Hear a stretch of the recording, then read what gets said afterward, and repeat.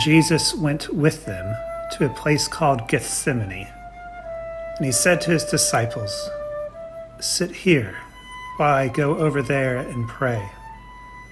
He took with him Peter and the two sons of Zebedee and began to be grieved and agitated. Then he said to them, "I am deeply grieved, even to death. Remain here and stay awake with me." And going a little farther, he drew himself on the ground and prayed, "My Father, if it is possible, let this cup pass from me, yet not my will, but your will." Then he came to the disciples and found them sleeping.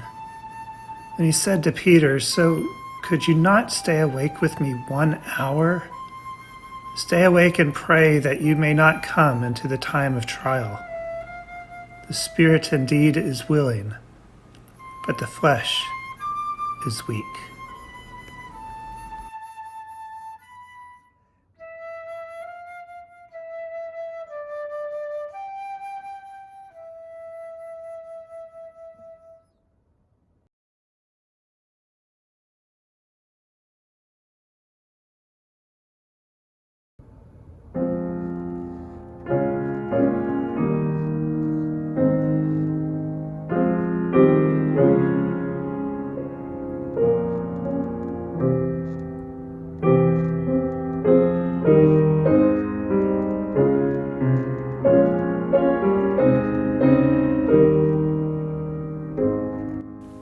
Immediately, while Jesus was still speaking, Judas, one of the 12, arrived, and with him there was a crowd with swords and clubs from the chief priests, the scribes, and the elders. Now the betrayer had given them a sign, saying, "The one I will kiss is the man. Arrest him and lead him away under guard." So when he came, he went up to him at once and said, "Rabbi," and kissed him. And they laid hands on him and arrested him. But one of those who stood near drew his sword and struck the slave of the high priest, cutting off his ear. Then Jesus said to them, "Have you come out with swords and clubs to arrest me as though I were a bandit? Day after day I was with you in the temple teaching, and you did not arrest me. But let the scriptures be fulfilled." Then all of the disciples deserted Jesus and fled.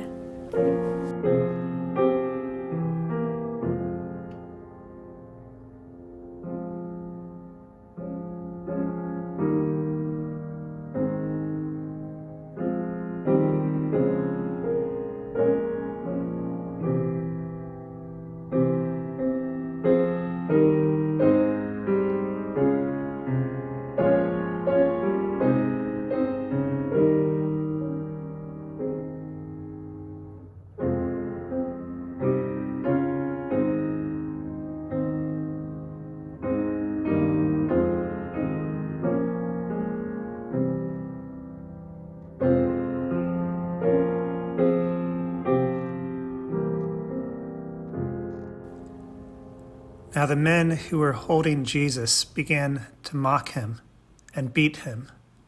They also blindfolded him and kept asking him, "Prophesy, who is it that struck you?"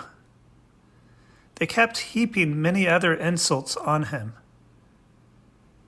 When day came, the assembly of the elders of the people, both chief priests and scribes, gathered together, and they brought Jesus to their council.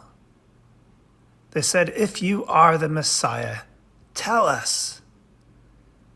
He replied, "If I tell you, you will not believe. And if I question you, you will not answer. But from now on, the Son of Man will be seated at the right hand of the power of God." All of them asked, "Are you then the Son of God?" Jesus said to them, "You say that I am."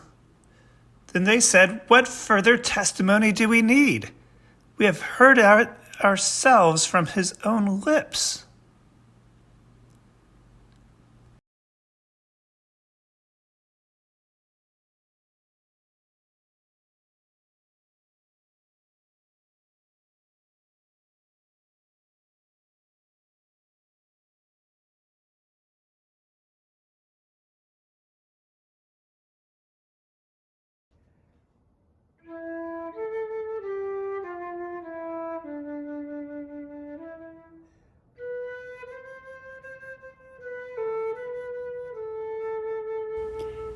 Now Peter was sitting outside in the courtyard. A servant girl came to him and said, "You also were with Jesus the Galilean." But he denied it before all of them, saying, "I do not know what you are talking about." When he went out to the porch, another servant girl saw him, and she said to the bystanders, "This man was with Jesus of Nazareth." Again he denied it with an oath, "I do not know the man." After a little while, the bystanders came up and said to Peter, "Certainly you are also one of them, for your accent betrays you." Then he began to curse, and he swore an oath, "I do not know the man." At that moment the cock crowed. Then Peter remembered what Jesus had said, "Before the cock crows, you will deny me 3 times." And he went out and wept bitterly.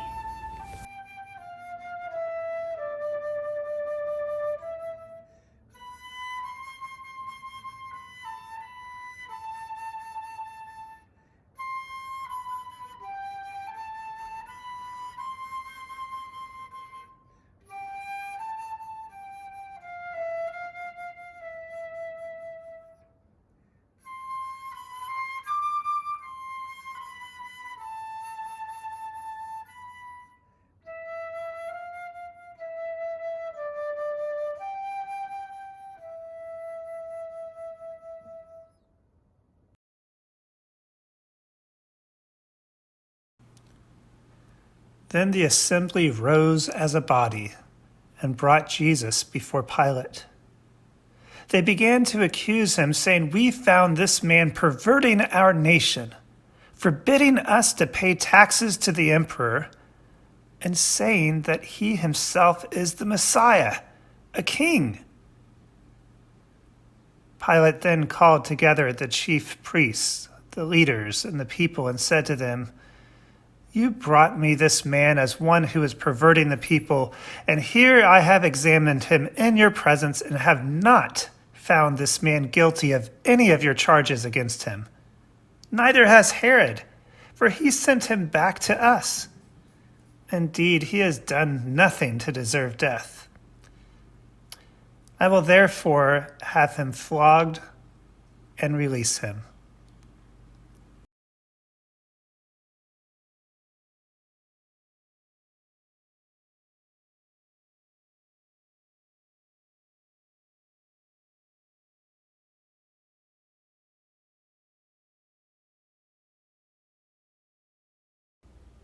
Then the soldiers of the governor took Jesus into the governor's headquarters, and they gathered the whole cohort around him. They stripped him and put a scarlet robe on him, and after twisting some thorns on him, they put it on his head. They put a reed in his right hand and knelt before him and mocked him, saying, "Hail, King of the Jews!" They spat on him and took the reed and struck him on the head. After mocking him, they stripped him of the robe and put his own clothes on him.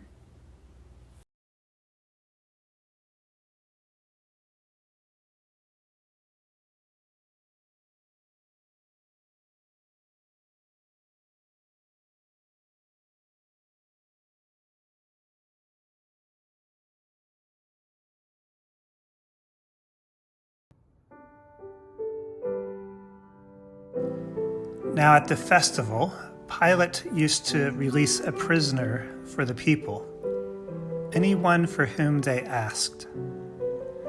Now a man called Barabbas was in prison with the rebels who had committed murder during the insurrection. So the crowd came and began to ask Pilate to do for them according to his custom. Then he answered them, "Do you want me to release for you the King of the Jews?" For he realized that it was out of jealousy that the chief priests had handed him over. But the chief priests stirred up the crowd to have him release Barabbas for them instead. Pilate spoke to them again, "Then what do you wish me to do with the man you call the King of the Jews?" They shouted back, "Crucify him!" Pilate asked them, "Why? What evil has he done?" But they shouted all the more, "Crucify him!"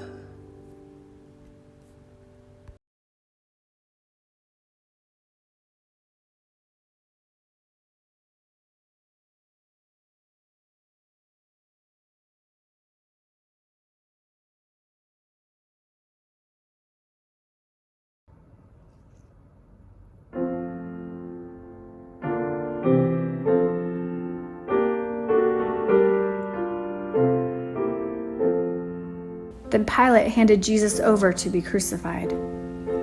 So they took Jesus, and carrying the cross by himself, he went out to what is called the place of the skull, which in Hebrew is called Golgotha.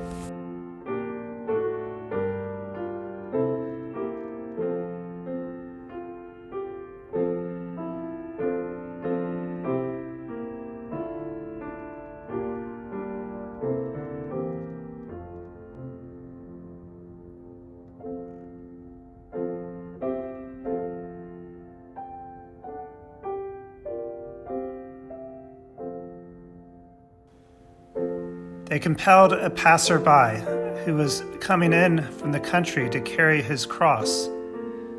It was Simon of Cyrene, the father of Alexander and Rufus.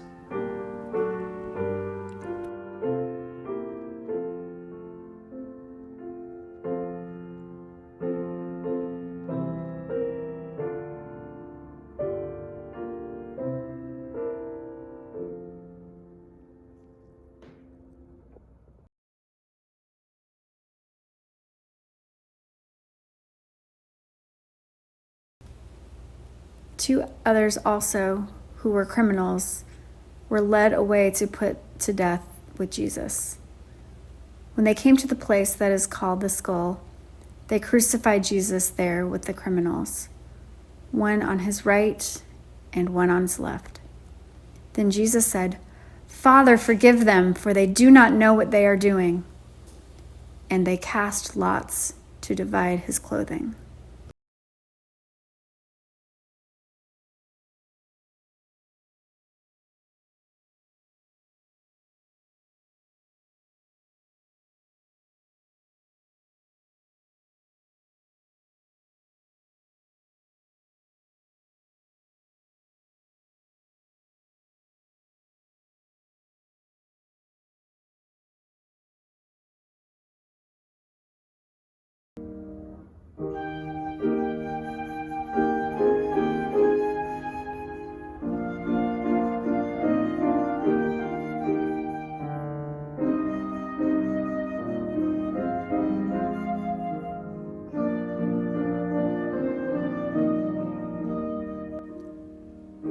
One of the criminals who were hanged there kept deriding Jesus and saying, "Are you not the Messiah?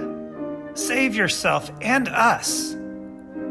But the other rebuked him, saying, "Do you not fear God, since you are under the same sentence of condemnation?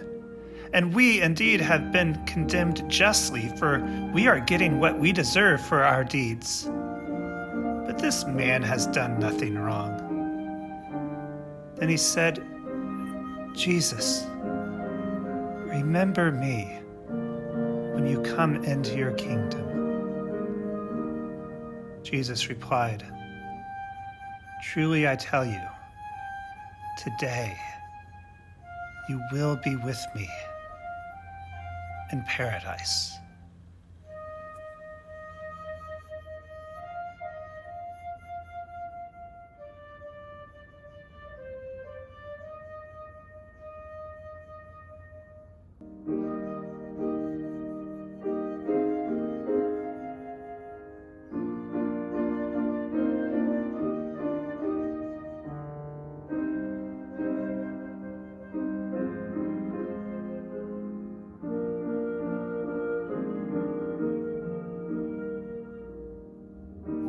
Then Jesus saw his mother and the disciple whom he loved standing beside her. He said to his mother, "Woman, here is your son." Then he said to the disciple, "Here is your mother." And from that hour the disciple took her into his own home. From noon on, darkness came over the whole land until 3 p.m. And about 3 o'clock, Jesus cried with a loud voice, "Eli, Eli, lema sabachthani?" That is, my God, why have you forsaken me?" When some of the bystanders heard it, they said, "This man is calling for Elijah." But the others said, "Wait, let us see whether Elijah will come and save him." When Jesus knew that all was now finished, he said, in order to fulfill the scripture, "I am thirsty." A jar full of sour wine was standing there. So they put a sponge full of the wine on a branch of hyssop and held it to his mouth. When Jesus had received the wine, he said, "It is finished."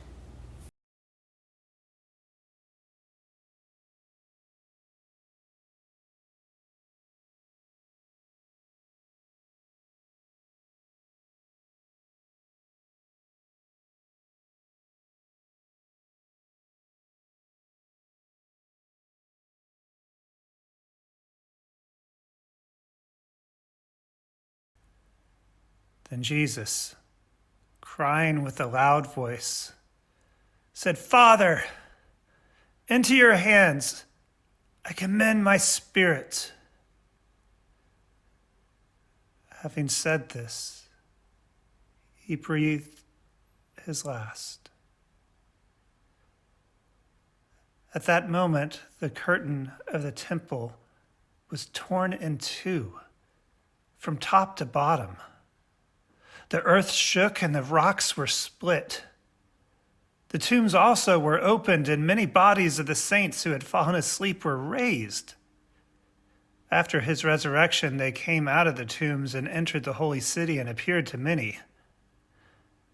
Now, when the centurion and those who were with him, who were keeping watch over Jesus, saw the earthquake and what took place, they were terrified and said, "Truly, this man was God's Son." Since it was the day of preparation, the Jews did not want the bodies left on the cross during the Sabbath, especially because that Sabbath was a day of great solemnity. So they asked Pilate to have the legs of the crucified men broken and the bodies removed. Then the soldiers came and broke the legs of the first and of the other who had been crucified with him. But when they came to Jesus and saw that he was already dead, they did not break his legs. Instead, one of the soldiers pierced his side with a spear, and at once blood and water came out.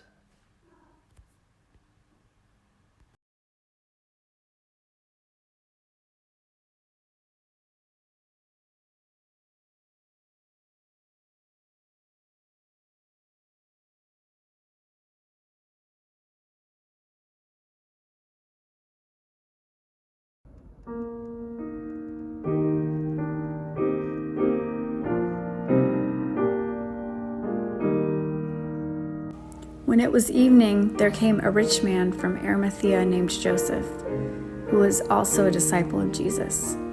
He went to Pilate and asked for the body of Jesus. Then Pilate ordered it to be given to him. So Joseph took the body and wrapped it in his own new tomb, which he has hewn in the rock.